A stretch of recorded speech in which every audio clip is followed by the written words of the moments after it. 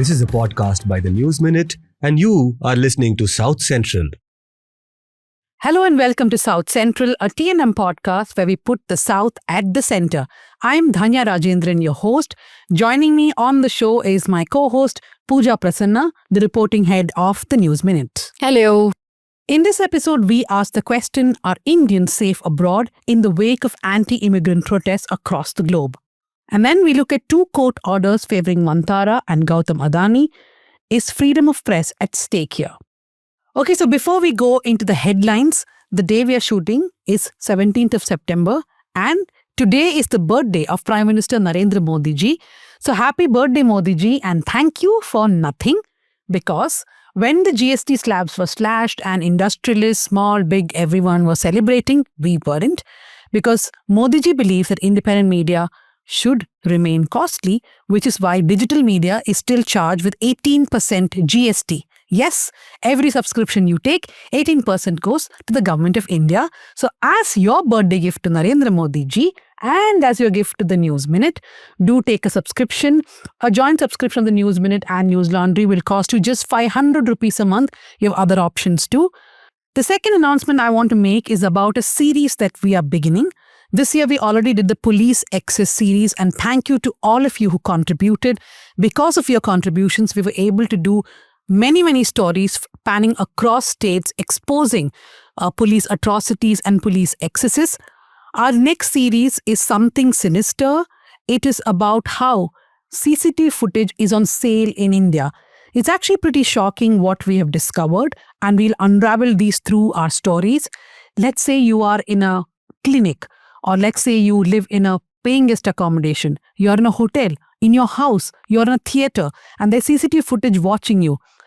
An intimate moment in the theater, somebody changing clothes in their house, having a scan in a clinic. All this footage is finding its way into the dark corners of the web. Where are they being sold? How are they being sold? Who is selling them? And how are they getting access? We, in fact, have traced footage to one particular theater in South India.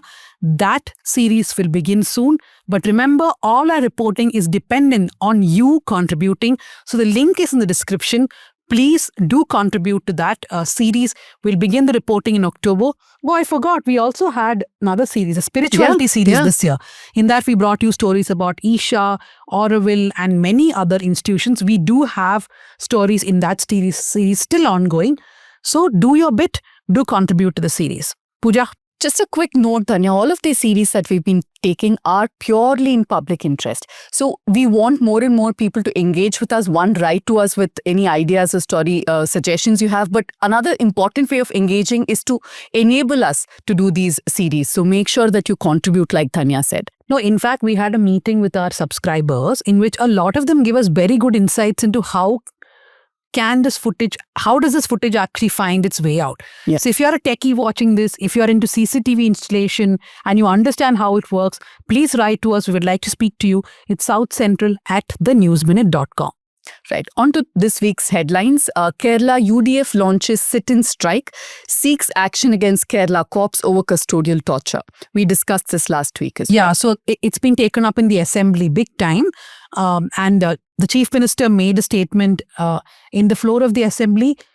I wouldn't say he justified the cops, but he did semi-justify them. He did say that there are bad apples and action has been taken, suspensions and even terminations. But in one way, I don't think he was harsh. He, however, did give figures in the assembly as to how many have been suspended, how many have been terminated. And he said that the complaints to the Police Complaints Authority have gone down since 2017. Right. Bengaluru Logistics Company to move out from ORR cites civic neglect in Bellandur. This is that infamous part of Bengaluru. Year on year, we've been reporting on floods every monsoon and the roads being terrible. It's horrible to even cross that road. It's a complete nightmare. And this is also the part which houses a lot of these IT, big MNCs, IT companies and all that. Yeah, so this has become a huge controversy. This is basically a digital platform called Black Buck. So one of its founders shared on Twitter that they have to move out because the commute time has increased for people. The people who came within 30 minutes now take 1.5 hours to come to office. Andhra Pradesh Minister Nara Lokesh has immediately jumped on the bandwagon and he's told them come to Andhra Pradesh.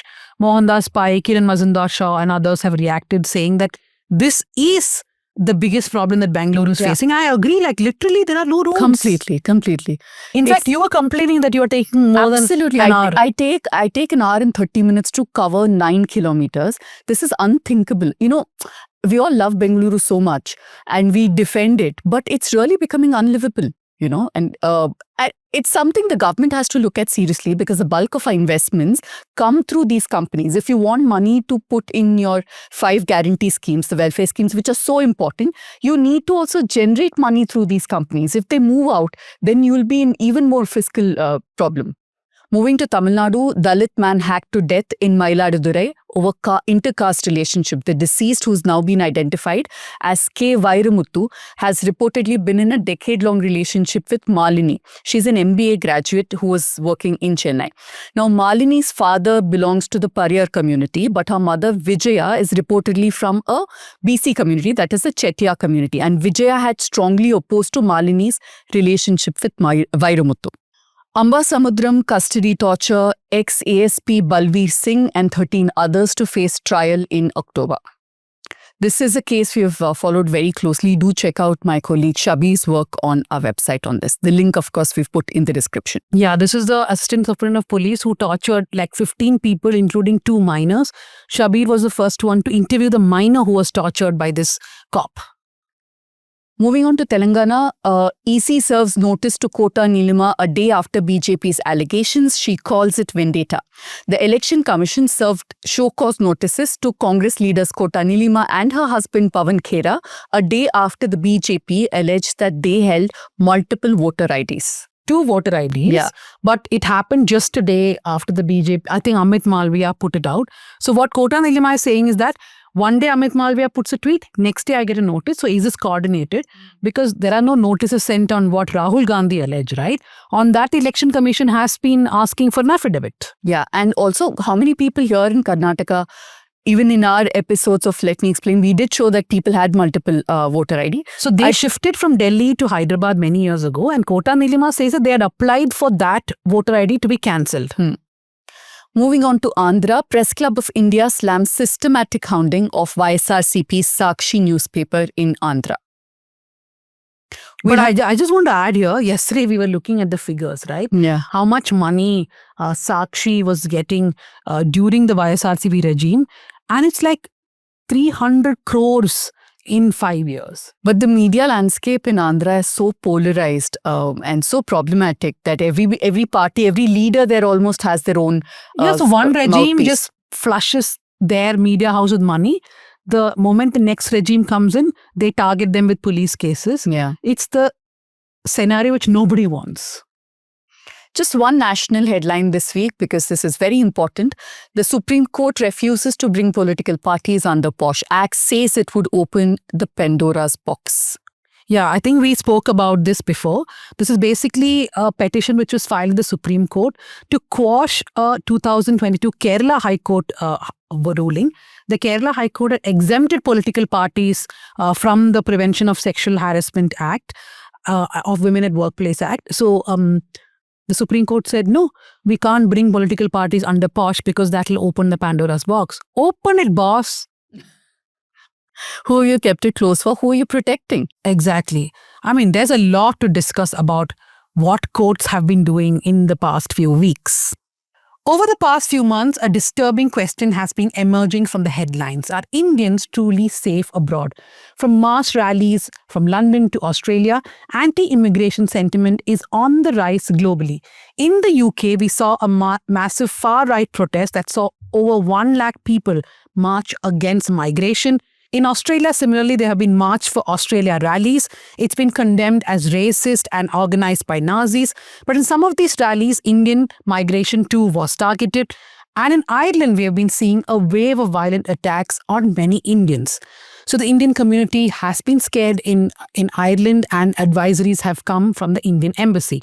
So joining us here on this debate is Joyjeet Pal. Joyjeet is a professor at the School of Information in the University of Michigan. He is a faculty affiliate at the Center for Ethics, Society and Computing at the Michigan Institute for Data and Artificial Intelligence in Society and at the Center for South Asian Studies. Thank you, Joyjeet, for joining us here on South Central. Thank you for having me. And joining us from Chennai is our colleague Bharati Singaravelan. Bharati has been following the anti-immigration protests across the world. She's also been reporting quite a bit on MAGA and what's been happening in US. But I'll come to you, Joyjeet, first. So there are these anti-immigration rallies, protests, mostly by far-right groups being organized in all these countries, right? Are all these similar in nature, or is it different from UK to Australia to America? So there is some similarities. The most important similarity is that in any of these rallies, you're going to see a sea of white, okay, and in all three countries. That in most of these cases, these are driven by far-right populations, often white people who feel a sense of declining power in their respective countries. But there's usually some or another accompanying factor. In at least two of them, the immediate accompanying factor is economic. In both the UK and Australia, there are economic drivers. In Australia, there is an element of housing prices, and the anger that is aimed at immigrants is aimed slightly more at a wealthier immigrant population, which is professionals of Indian origin. There's sense that they are driving up prices of homes and things like that is an important element of how Australian protests are being articulated in the public discourse. In the UK, there is a very significant religious element around Muslims. If you look at the far-right rallies over there, this idea of grooming gangs is a big piece of what those rallies often talk about. Likewise, in Australia as well, there's this sense of what is an authentic Australian, what is an authentic Brit, and how that is changing. So that's in common. But the difference perhaps in the United States is that this new round of anti-immigrant action is a lot more seen in actual action than in rallies alone. So in the United States, now you have a situation where not only are people concerned about what they will say and do online, but that a range of people who would never have considered carrying a copy of their passport on them all the time are now doing that because you're not entirely certain of how the authorities will come after you. So there's the rallies and stuff, and those come up in fits and starts. Like the recent death of Charlie Kirk is one such coalescing incident. But the bigger threat is actually of state action, which is the remarkable expansion of ICE, which is the immigration authority in the United States, and the fact that so much of this is being played out on social media, where you can see people being picked up and arrested in very aggressive ways. That at least there's a couple of flashpoint cities in both Chicago and LA where these threats and conversations have become pretty existential in terms of people's fears about getting picked up by authorities. And that in each of these three countries, there's a slight difference in which is the target population of the anger, so to speak, or the anti-immigrant sentiment. In Australia, the Indian part of it has caught the news a lot. Whether that is seen in a widespread way in the daily experience of Indians is harder to say, because there's the daily experience of Indians who are running convenience stores where you're interacting with the average people, which is a very different thing than, say, in the United States, where a lot of the Indian American population is a lot wealthier. And likewise in Australia, the professional class is not dealing with this on a daily basis in the same way as people who deal with average Australians might be. Similarly, in the UK also, you have a great number of British Indians who are relatively much poorer in comparison to, say, the Indian Americans who are post-1965, much more in the post-1965 professional class. Of course, there's people from across the spectrum of society. But the point is that wealth is an important indicator of how far your daily experience is impacted by these protests, or not just the protests, but the overall action around immigration. So there are these very important distinctions between those three. Yeah, like for example, Australia, the last count I think was in 2023, and they said there are 850,000 Indians, and it was a jump of like 50, almost 100% from 2013 when it was at 3 lakh.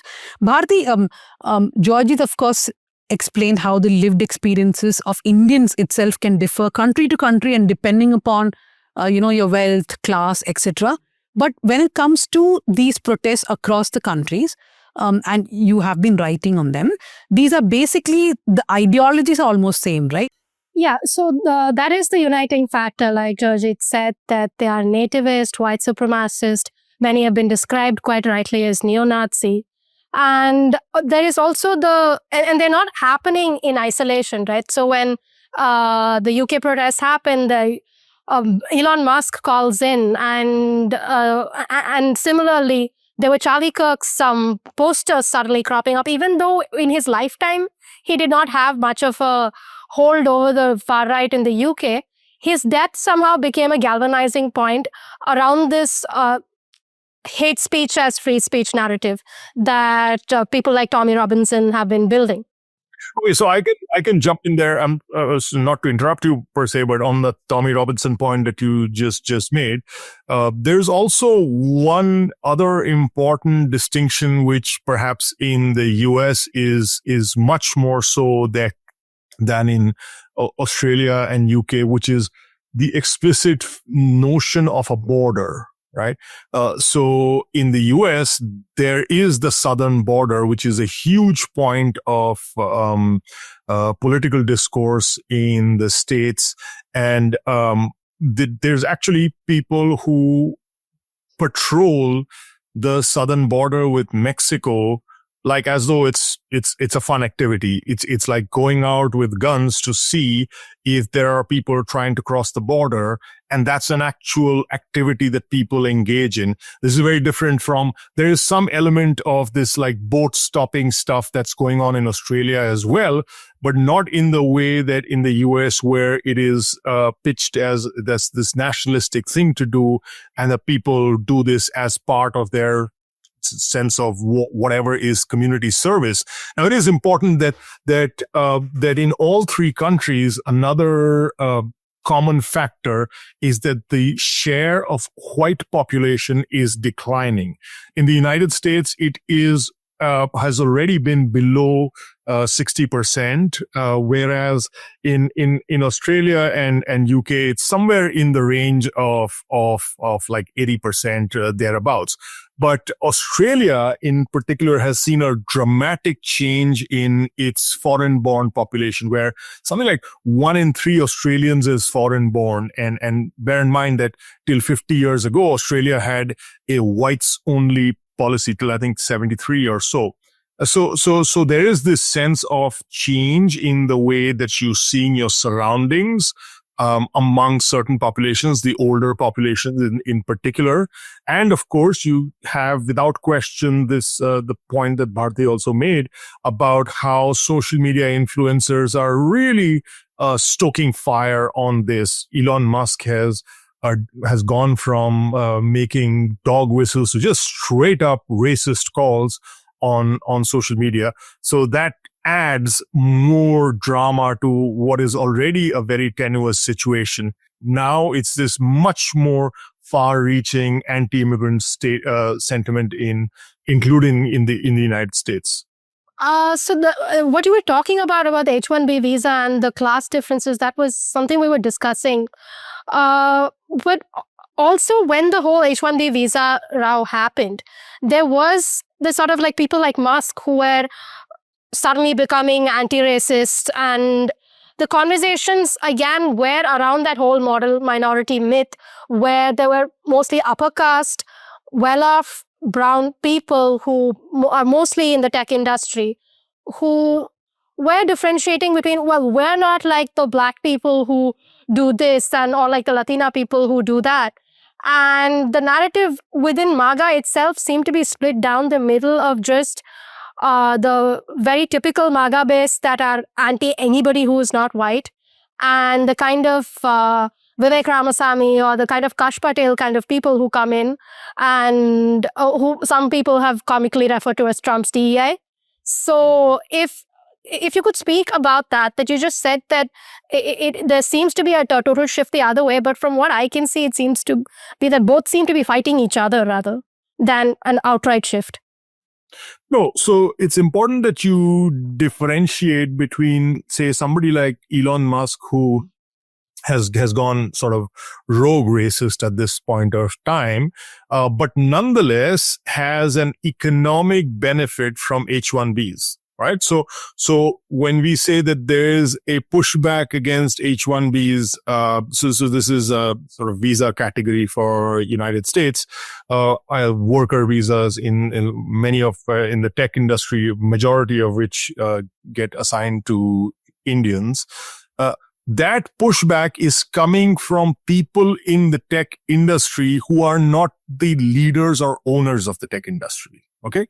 So those people are often known to separately lobby the government for more H1Bs because there is a value in getting somebody who will essentially work for you for like a slave labor for as long as they are stuck to tied to your company as an H1B. I mean, anybody who's been in the US, there's two categories through which you can get your US permanent residency, if that's what you're looking for, through work. And one of them is an EB3, which is your H1B, or the other is the EB1, which is the faster outstanding person type of visa.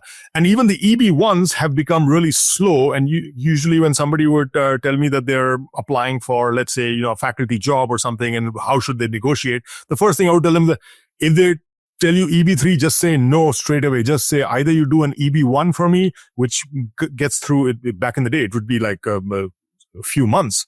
Or because H1B, you could be, or which is also EB3, you could be in some purgatory for 20 years before you turn into a green card. So even that distinction is now such that turning from a student visa or something to a permanent residency, your best bet is to find somebody who will marry you, because that's how difficult it has become from the standard ways of doing it.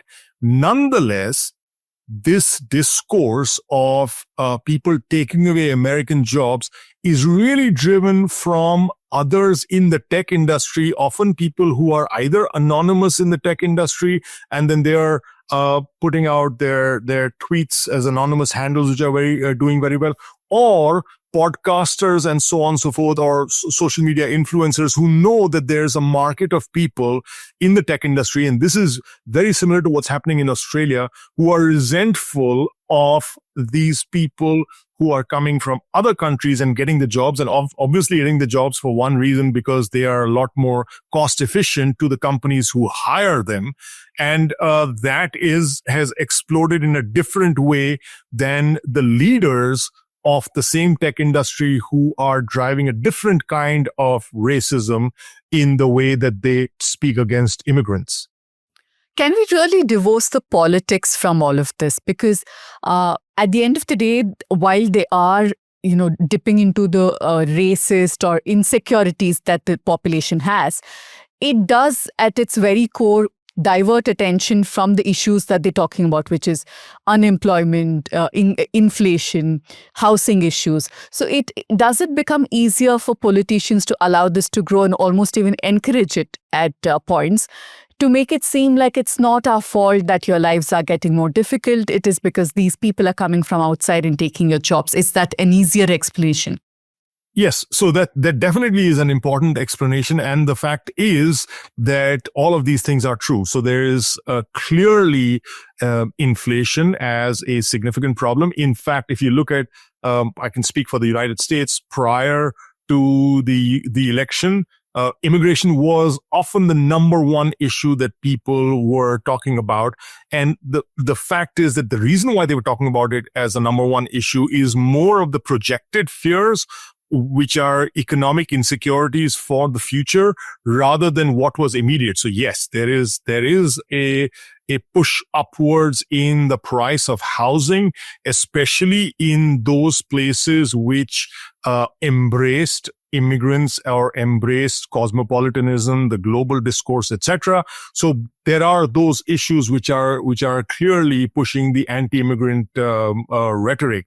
There is also this other strange thing that has happened, which is obviously around LLMs and the future of workforce participation in the United States, which people are really terrified about. So one of the things which I personally find really kind of funny is that till a few years ago, there was this almost like this distinction between people who were in engineering and engineers, like, okay, you show off your BTech and say, well, I'm a valuable person to society because I'll always have a job, versus there's these people from social sciences and the humanities who are leeches on society, this kind of like anti-woke conversation.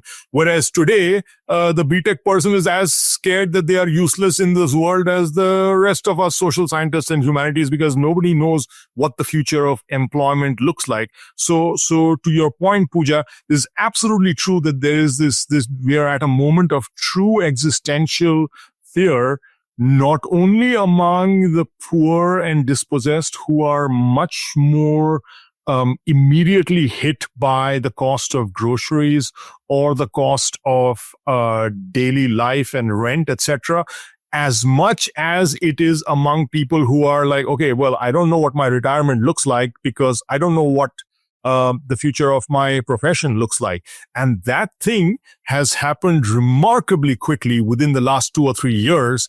I would say probably the last 1 year, much more so than even before that, as both there is this fear in university systems, like what are our graduates going to do in the future, as well as in the workplace itself, where there's layoff, not just in the tech industry. And this thing is not being like the Bureau of Labor Statistics. If you saw, Trump fired the head of the Bureau of Labor Statistics because there is this absolute political fear that more granular data on what's actually happening in the economy is going to freak people out way more.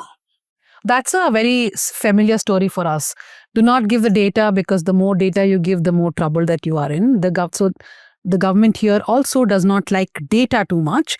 I want to come, I think we'll just turn the attention a bit to what happened in the UK. When this whole rally happened in London and around 1 lakh people came for the pro-right protest led by this Tommy Robinson. There was another protest almost the same time, which was pro-migration, but that had just 4,000 or 5,000 people. But the Indian media's coverage of Tommy Robinson has been a little strange, because the only question which the Indian media was then asking is that, are Indians safe under a Tommy Robinson-led anti-migration protest? And the conclusion was that he's always been very welcoming of Hindus. He celebrates Diwali with them, and he's given interviews to certain right-wing organizations here, and that all this will not trouble Indians now. Bharati, how has the coverage been and the talk around this Tommy Robinson protest? So last year in August 2024, he spoke to an Indian news channel here where he described, so he said, we in this country have been blessed with immigrants from certain demographics who have loved and embraced this country. One of those demographics are Indian Hindus and Sikhs. And he called for these so-called, the demographics whom he says embrace the country, to unite against other communities, particularly Muslims, whom he describes as barbaric. And then he said that he was going to visit India in 2024 December. Of course, he got convicted by then. He was arrested in a case of contempt of court, but he was released early in May. But this question of whether, this rhetoric really appeals to anything more than just white and Hindu nationalists, just at a purely rhetoric level, what does it translate to the ground? Is he a reliable supporter, even for the Hindu right? Is something that, frankly, needs to be looked at more deeply.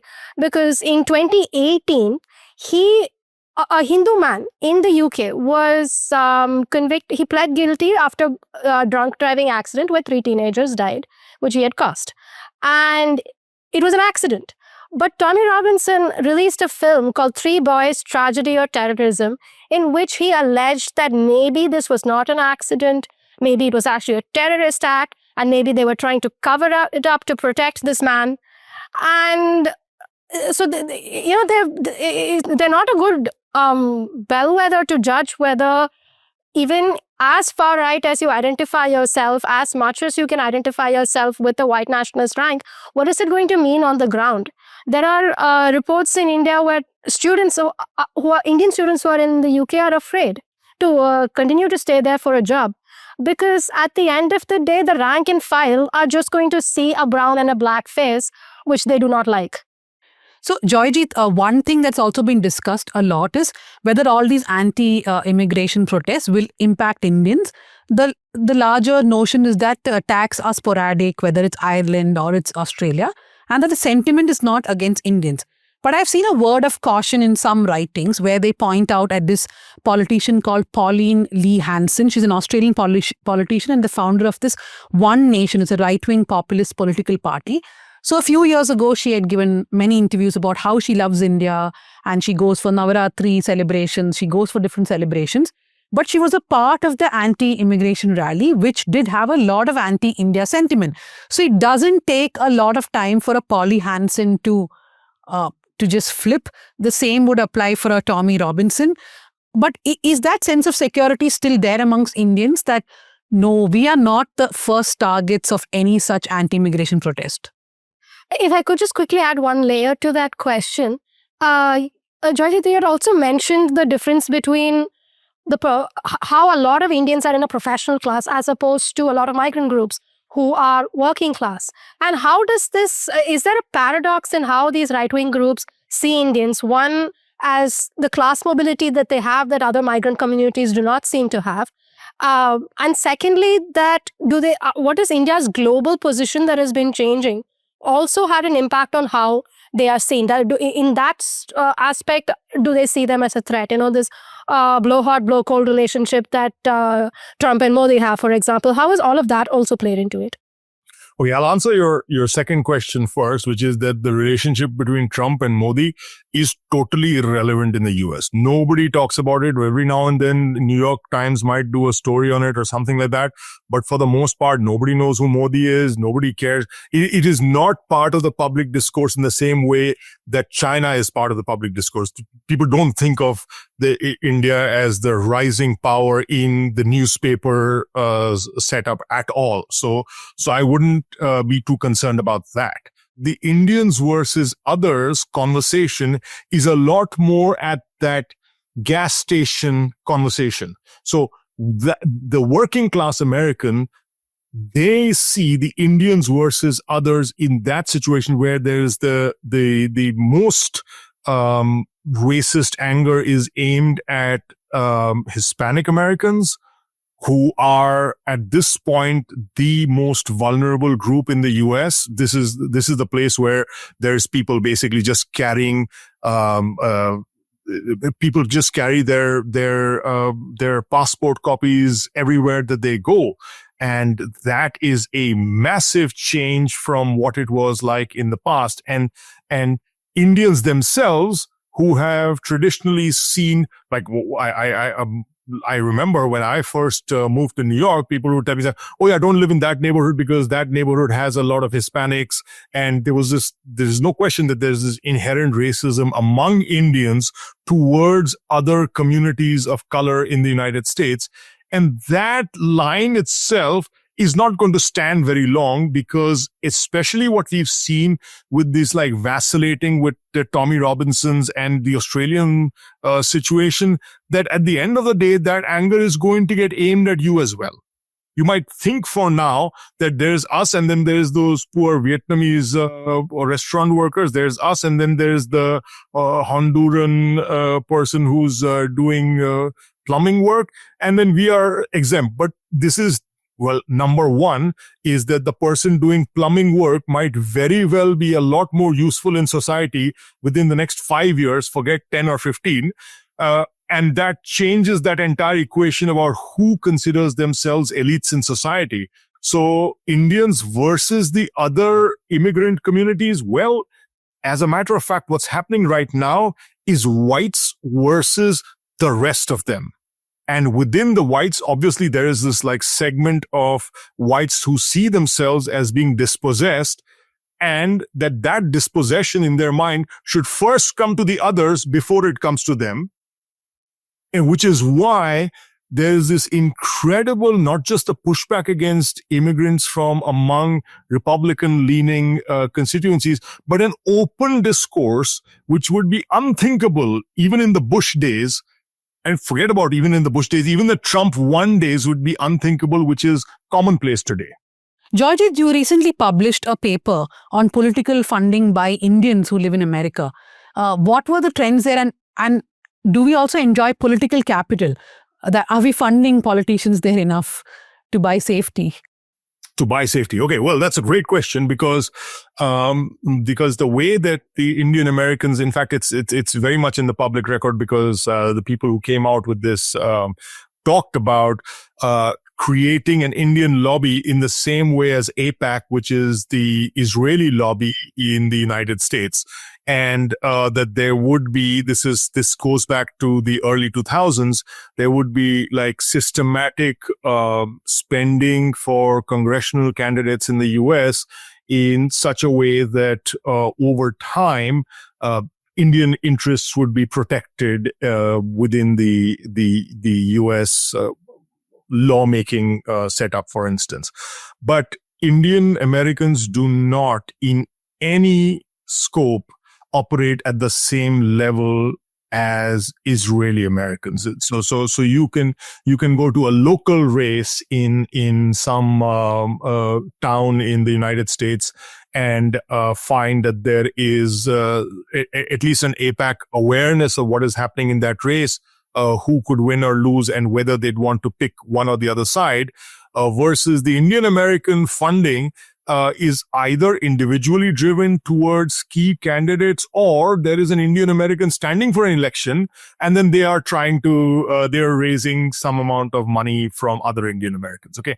So the first overall trend is that there's this largely like, there's this idea that, that Indian Americans is like an NRI uncle concept, that, okay, there are some highly right-wing in their views, especially around certain issues around welfare or what have you, and that therefore that they would necessarily move Republican. But this is not true. At least our data shows that Indians overwhelmingly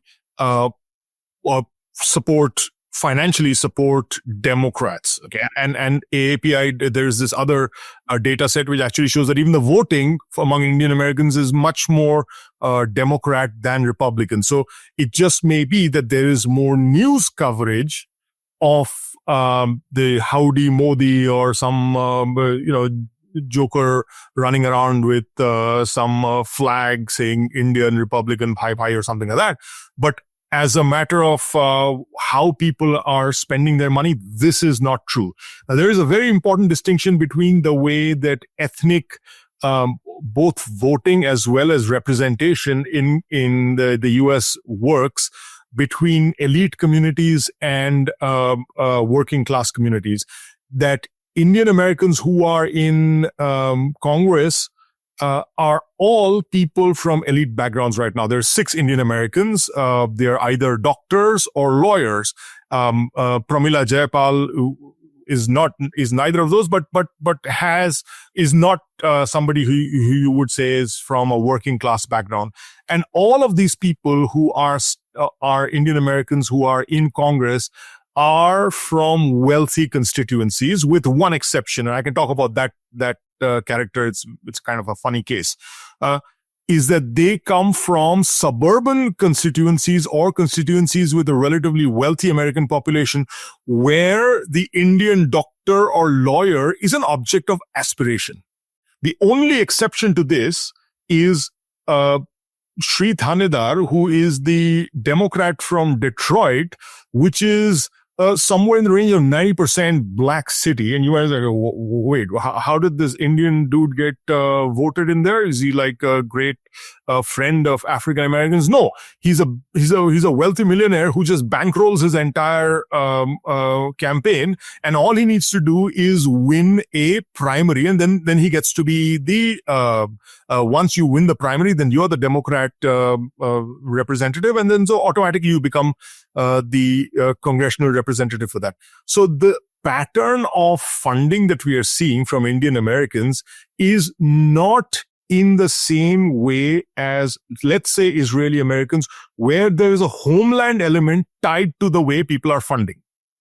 Even though that was what the original idea was behind putting together these lobbies, they are funding based on their interest in the local candidate, which is not an integrated way of thinking about like, okay, this is our community and we'll fund some number of Republicans, some number of Democrats so that our community is taken care of, which is the Israeli model, versus the Indian model where, this is an Indian American standing, let's put some money behind them. Also, when you talk to political campaigners, they'll tell you that the most valuable place to do, if you're going to Indian American locations, the most valuable place to do a talk as a politician is a Gurdwara. After that is the mosque, and the least important is a temple. Okay. Because if you go to Gurdwara, the Sikh population is fairly well organized in such a way that if the leaders of that congregation decide that, okay, Dhanya is standing for election, we're going to vote for Dhanya, the community will move en masse for that. The mosque population also has certain elements of that where the community kind of coalesces that, okay, this is in our interest. The Hindu temple, number one, is that you don't know if the same characters are going to show up this week because this is Mahashivratri. These characters from this state will show up. Next week is Durga Puja, the other jokers will show up. So on and so forth. You don't even know, firstly, which company or which community you're going after. And secondly, that community itself is so diverse that it doesn't have the same kind of political standing. Okay. So in that sense, the community level organization just does not exist, even though there are funders, and those funders are fairly well represented in terms of the median funding, but they are absolutely, almost completely absent in the high level funding. By that, what I mean is that where policy really gets changed is when you have not Elon Musk level, but at least like at a 50 million level funding where 2 or 3 individuals can come and put so much money behind a candidate that they will do their bidding in terms of their larger political agenda. That level does not exist in India. In fact, the top Indian funder in the 2022 election was Nishad Singh. I don't know if any of you have even heard of the guy. Do you know who this is? No, but we would like to. We would like to know, yeah. Yes. He is the guy who sent Sam Bankman-Fried to jail, the FTX guy. Not because he was the prosecutor, but because he turned approver to the government because he was Sam Bankman-Fried's main person. So basically, this is like fraudsters who are putting in money. So the only place where Indians have like suddenly made a new concerted turn is in the crypto world.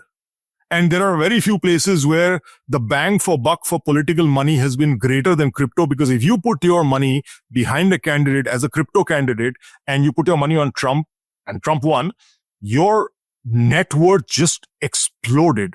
Now you have the whole VC funders as well as the crypto people, and they are working to some extent in an organized fashion, but they are still not breaking through with the mega donors, which at the end of the day is what really moves American politics. I think Joyjeet's one clip can be taken out by the Hindu nationalists saying that this is why we should be organized. Look at the Gurudwara, look at the mosque. We are still not organized. Bharti, you want to say something to wrap up? I have one last question for Joyjeet, but do you have anything to say before that? Yeah, the only thing that I feel that in this whole discussion, every time we talk about anti-immigration and how Indians are feeling, what are they doing, is that the caste question is something that very often gets missed out. But part of this whole model minority myth has always been based on the dominant caste meritocracy myth that they have in India of being anti-reservation and then saying that, oh, they have to, this whole brain drain nonsense and having to go abroad to prove their merit again. Which is also why this and that hierarchialized worth, that graded worth, is what gets translated from looking at any other lower caste person to another black person or a Latino person, where they are again seen as less than white and less than brown if you are South Asian, Hindu, brown, and so they have almost proclivity to move towards white power because they themselves believe in a dominant caste kind of Brahminical power, where they've at least where they seem to see a more common ground. So that's just a part of the conversation that I've always wanted to talk about. Joyjeet, one last question I have to you. So I was watching these videos by Faye D'Souza. Faye has done quite a few videos on the Indians abroad and whether they should feel fear. So one thing I like to do when I watch YouTube videos is to check for comments. What are people saying? So many of the comments are from NRIs or people who are saying that they either lived abroad or they're still living abroad. And they all say that forget the anti-immigration protests, that you keep it aside. But some of the sentiment against Indians abroad is valid. One, now this is not what I am saying, this is what NRIs have been saying in these comments, that Indians lack civic sense and therefore in many countries there is anger growing against Indians for that lack of civic sense. And second, Indians will not assimilate. They build mini Indias wherever they go. Same thing like the Marwadi campaign in Hyderabad or in Karnataka, people are feeling angry that there's no assimilation, there's nobody wants to learn the language. So is that true? Well, it is certainly true to some extent that there is a kind of, it isn't so much ghettoization, but at least a tendency for a lot of Indians to stick together. But this is not very unusual from any other immigrant community which has moved to the United States for, if you think about the first 50 to 60 years of the Irish Americans, Jewish Americans, so on and so forth, they kind of tended to congregate together until there is a slow movement within the larger community. That it's absolutely not unusual. And bear in mind that this at least in the case of the Indian Americans, there is one important difference, that there isn't that same sense of whiteness. And so that assimilation is slightly more complex. Now, Indians wanting to talk badly about other Indians, I mean, what is new about that? Every state, we think that the neighboring state are the biggest idiots in the world. So Indians saying things, oh yeah, Indians don't, we have some critical points about Indians spitting pan and not behaving themselves. It is because we have this inherent sense of like how we are superior but the next person is not superior and so on and so forth. So that kind of narrative is very much there among Indian Americans wherever they go. You go to California, you go to the Bengali Association, you ask them their views of the Telugus, they are the biggest idiots in the world. The Telugus, Mallus, how stupid people they are, and so on and so forth, right? So that kind of level of conversation is very inherent to what we are. Now, the point is that there is the ways in which the differences are manifest in daily life. And there's two very, very important elements over here. One is that Indian Americans actually do not take names in the same way that Chinese Americans, for instance, do, which is that they take westernized names alongside their last name. Indian Americans still maintain their Indian naming conventions, which is an important distinguishing factor. So there's always this like, oh well, how do you say your name? Where are you really from? So that kind of creation of, if you want to call it that a non-assimilation, right? It is also true that there is one very important space of assimilation which Indians are naturally undermined from, which is sports. That Indians don't show up at baseball games, Indians don't show up at football games. For one, Indians are, I'm sorry to say this, but unfortunately, even the DNA tests are saying this now publicly, we are not very sports competent.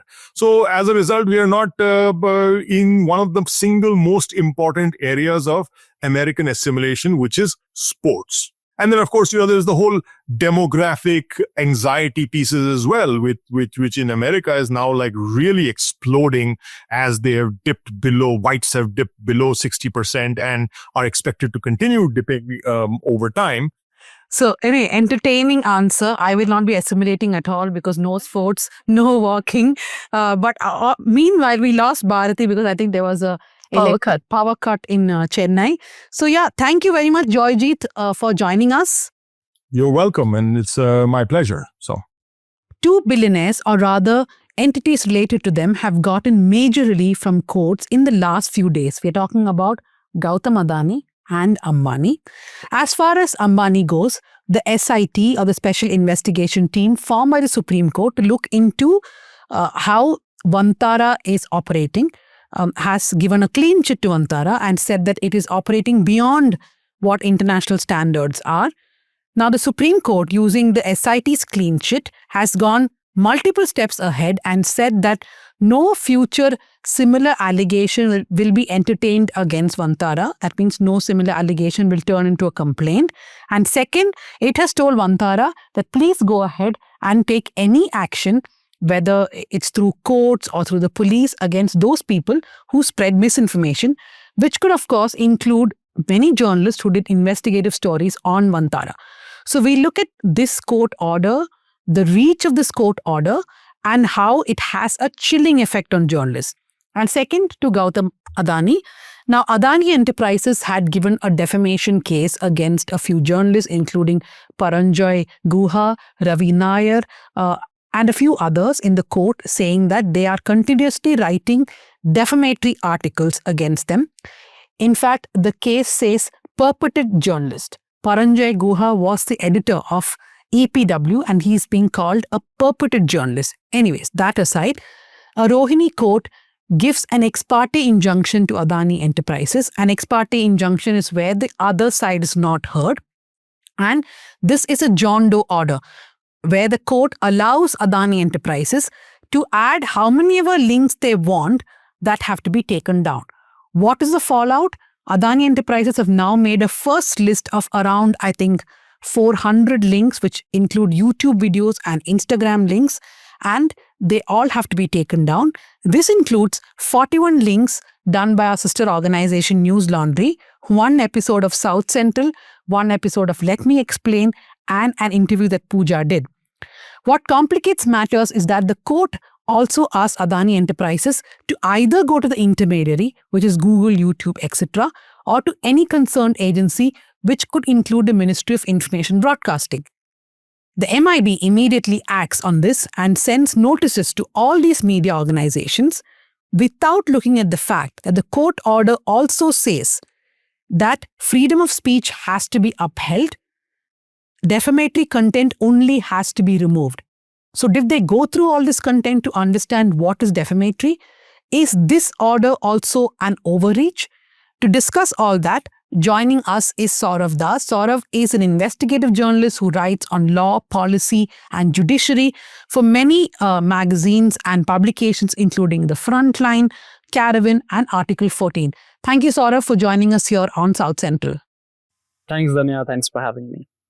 Okay, so you have been writing extensively on how the courts have been functioning, and I've been wondering how you do not have you don't have any contempt case on you, right? No, I don't so far, and thank God for that. But then people keep warning me that, it's only a matter of time before somebody files something or the courts sort of suo motu takes up a case against you. But so far that hasn't happened. So I'm very thankful to my well-wishers, maybe.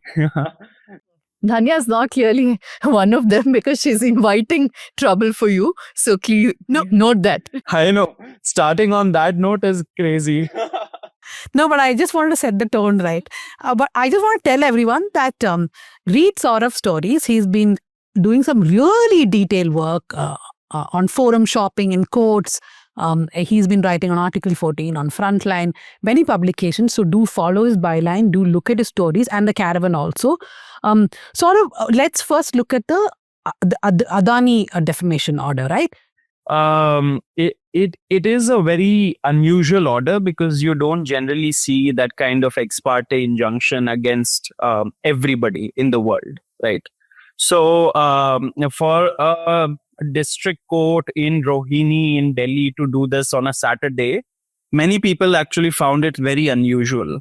And if you read the order of the court, it is pretty wide because not just the ex parte injunction against Adani, but it also sort of gives a rolling pipeline for that company to keep giving hyperlinks and URLs and whatever it deems as unverified report, unverified material and is defamatory to them, to the ministry or the intermediaries for them to take it down.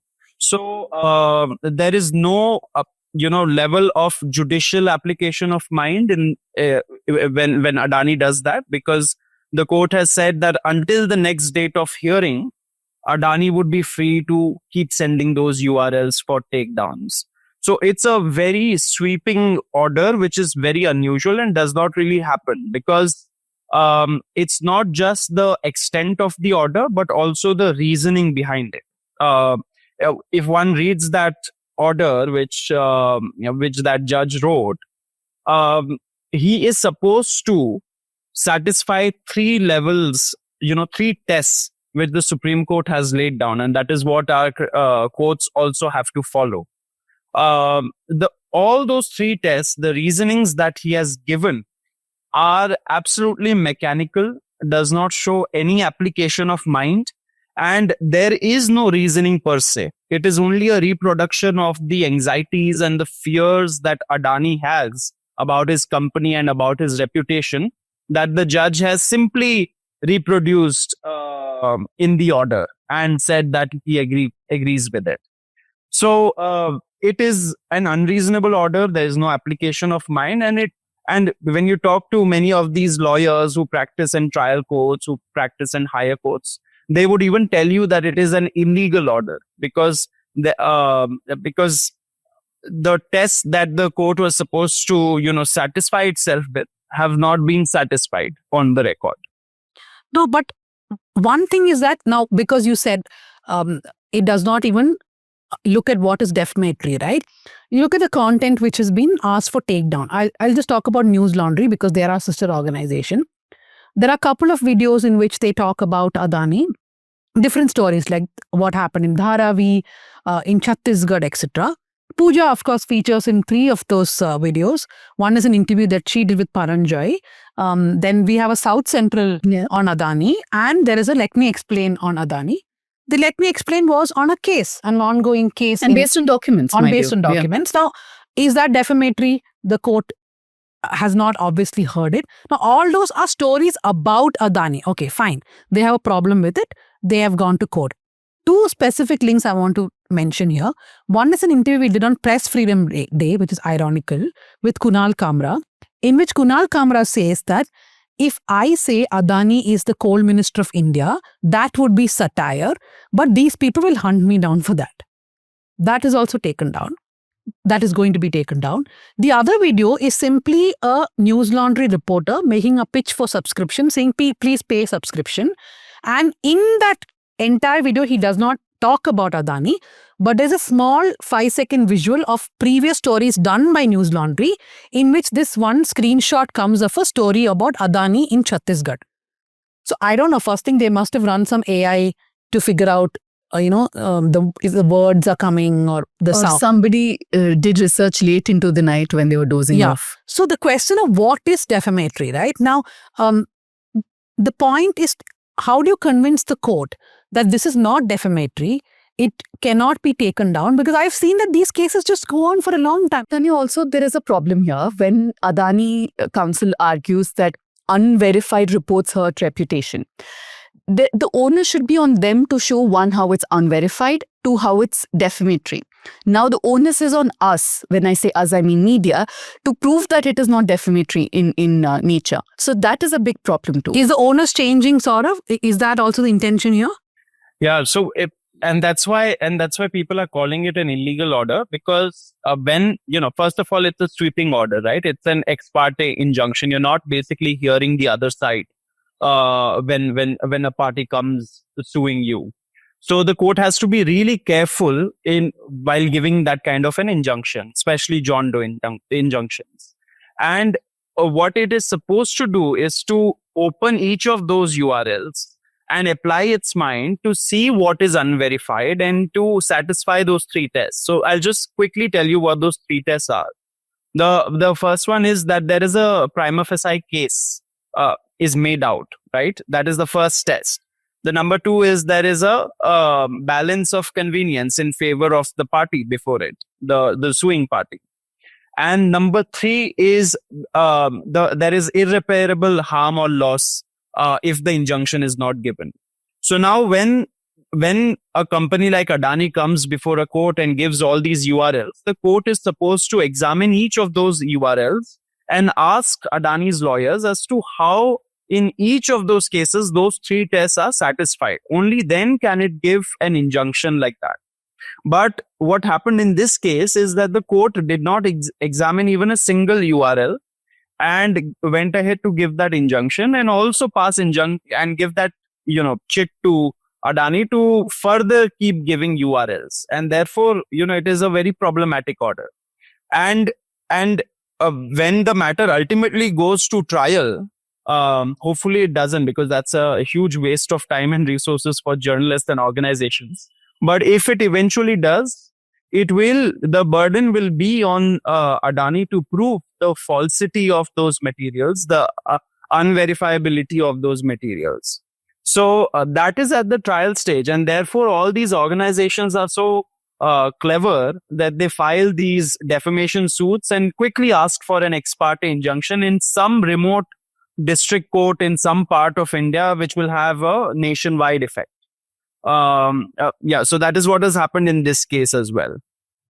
Now let's move to the Vantara order, right, where the Supreme Court has based it on the SIT's findings, but the court says that there can be no further complaint entertained on the same allegations, which include trafficking or how animals are stored or where animals are brought from, and it gives permission to Vantara to take action of any kind against anyone who spread misinformation, and by that you mean journalists who have done stories.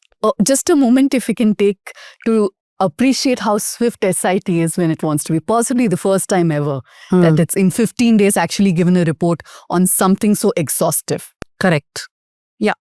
The entire, the manner in which the petitions were taken up, the petitioners in the matter, the SIT, the swiftness, the alacrity with which it was constituted and the report was submitted, and the manner in which the Supreme Court actually took on record that final report and said that it's a clean chit for Vantara, all of it is a huge sham, because no basic principles of criminal jurisprudence were followed in the case. In the sense that, first of all, the swiftness is the first problem, right? Which itself raises so much suspicion. The case comes up in the court the first time on 14th of August. The judges on the bench, Pankaj Mittal and Prasanna Varale, it was a 2-judge bench. They say that why don't you go to statutory authorities with your complaints? And there is no, and in the process also says that these are just mere allegations and there's no material at all. But still says that, we would like to hear the case and, gives another date for the hearing. Within 10 days, the case again comes up before the two-judge bench, and quickly an SIT is constituted. And it is constituted by placing a retired Supreme Court judge as its chairman and 3 other members. One of them is a serving IRS officer.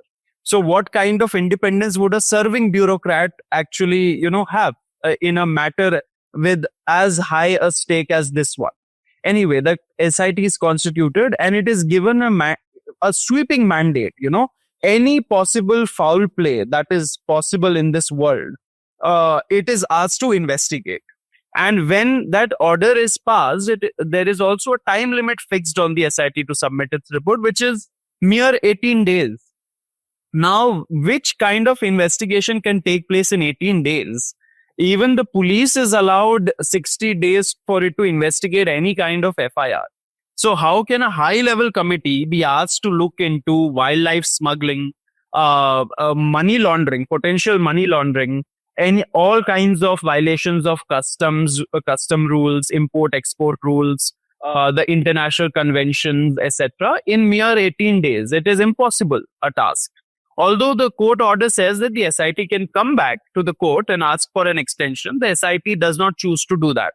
So those 18 days, perhaps they were spending sleepless nights and, went through 20,000 pages of documents which were submitted before it. Out of those 20,000 pages of documents, 13 volumes were from Vantara itself. So that is a humanly impossible a task. And therefore, for the Supreme Court to actually take that SIT report on record and say that, there is no violation in acquisition of animals in Vantara, and therefore it is a clean chit, is actually really, really bizarre and unusual for the Supreme Court to do that. Because number one, now we'll have to get a little bit into the nitty-gritties of the issue also. Now, there are fundamental problems with the SIT's constitution, which is basically the first order that the Supreme Court passed. There are fundamental problems with the manner in which the SIT investigated the case. And there are fundamental problems with the manner in which the Supreme Court finally closed the case. So you have to look into each of them. Now, the first order, which is basically constituting the SIT, the Supreme Court calls it the Special Investigation Team. However, one of the paragraphs states that its mandate is only for fact-finding so that it can assist the court. Now, fact-finding and investigation are two very separate things, right? So there is an inbuilt confusion within that order. And therefore, when the court says that everything has been investigated, it has actually not been investigated, because if you read the SIT summary, which is attached to the final order, it clearly says in the first paragraph that its mandate was only as a fact-finding body, not as something that would investigate or adjudicate. And when the report was submitted, the Supreme Court, the bench actually says that, on that day of hearing, I was witnessing it through video conferencing. One good thing that the Supreme Court has done in the past few years, which is the video conferencing links. The bench says that we have not opened. So the SIT report was submitted on 12th of this month. The hearing was scheduled for 15th of this month. So basically a gap of 2-3 days. The bench clearly says on the 15th that they have not opened the SIT report deliberately. And we are opening it now before all of you. And then they open the report and they read out one portion of the report which says that no violation of any laws found in acquisition of animals. And says that we are accepting the report. Does that mean that the court had already made up its mind? It was predetermined to give a clean chit, because the question then arises is that whether the judges could not have taken a divergent view from the SIT's report. Because that could have been a serious possibility had the judges applied their judicial mind to that report and tried to find what was the method that the SIT followed and how it actually came to those conclusions. Now, when you read that final order, which they passed on the very same day, the court does not say that we gag the media explicitly, but what it says is that Vantara has a free hand to go against any publication or person who it feels is defaming them or spreading misinformation, either by way of a private criminal complaint before a magistrate or a defamation suit. So effectively, it has a chilling effect on journalists, because post that, I myself got calls from 2-3 other journalist friends who said कि आप Vantara पे नहीं लिख सकते क्या, because they were writing for Vantara. So it has a chilling effect. And further, the Supreme Court actually says that because all these allegations and complaints have been looked into, there can be no scope of further entertaining any similar complaints in any statutory forum or judicial forum.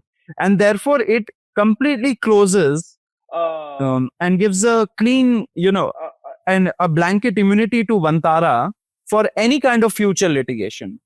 So, which is basically very bizarre, and it is never done, except maybe in the Judge Loya case where the court actually said this.